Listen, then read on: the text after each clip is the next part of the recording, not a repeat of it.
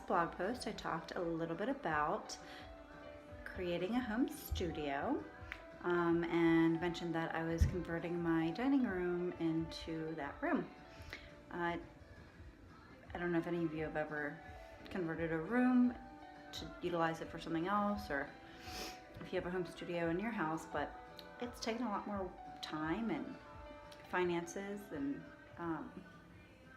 manpower than I thought originally. And so my husband and I are committed to finish this within the next month, but we're kind of just in the middle of it. So small little tour. This is what used to be my dining room. You can kind of see behind me.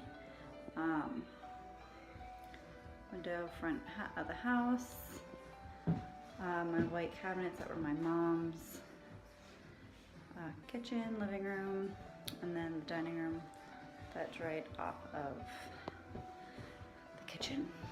So eventually this space will be my home studio, where I will be able to very easily record YouTube videos for lookbooks and how-tos, and also as like a photo backdrop, like home photography studio as well.